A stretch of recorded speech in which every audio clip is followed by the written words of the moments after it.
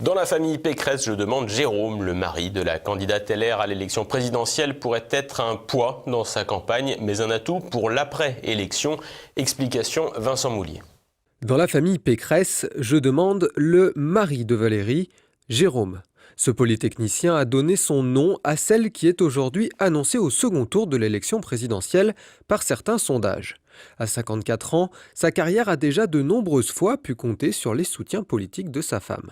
Marié à Valérie Roux en 1994, c'est en 2011 que commencent les coups de pouce. Jérôme Pécresse vient d'être nommé à la fois président de la branche énergie renouvelable et vice-président exécutif du groupe industriel français Alstom. Il cherche alors à ouvrir une usine pour construire et vendre des éoliennes offshore.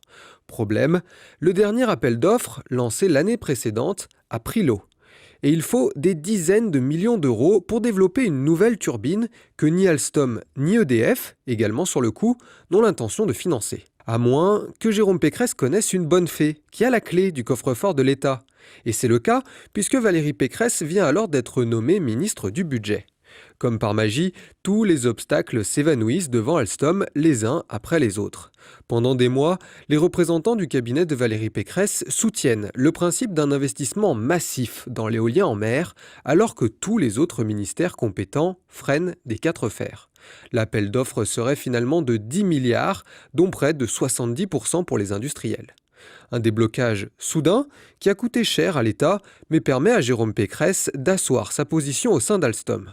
En 2016, la branche énergie d'Alstom est rachetée par l'américain General Electric. Un rachat autorisé par Emmanuel Macron, à l'époque ministre de l'économie. Le géant américain remercie ensuite tous les cadres d'Alstom, tous, sauf un, Jérôme Pécresse bien sûr.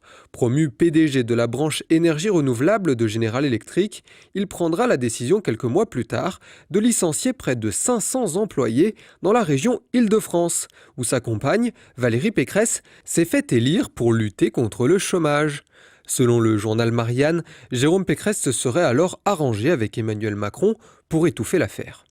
Aujourd'hui, General Electric compte déjà revendre l'ancienne branche énergie d'Alstom, passée entre-temps à la lessiveuse des restructurations et des délocalisations. Un nouveau désastre pour l'industrie française, qui lie Valérie Pécresse et Emmanuel Macron. Olivier Marleix, député LR qui a présidé une commission d'enquête parlementaire sur l'affaire Alstom General Electric, parlait de pacte de corruption. Il a depuis intégré l'équipe de campagne de Valérie Pécresse. Alain Minc ne s'y est pas trompé non plus. L'ancien conseiller politique d'Emmanuel Macron a annoncé qu'il soutenait lui aussi Valérie Pécresse à cause des difficultés qu'il prédit au parti de la majorité présidentielle lors des prochaines élections législatives. C'est finalement là que l'alliance entre LREM et LR serait la plus utile. À eux deux, Valérie Pécresse et Emmanuel Macron, bonnet blanc et blanc bonnet, sont assurés d'obtenir la majorité au Parlement en juin 2022.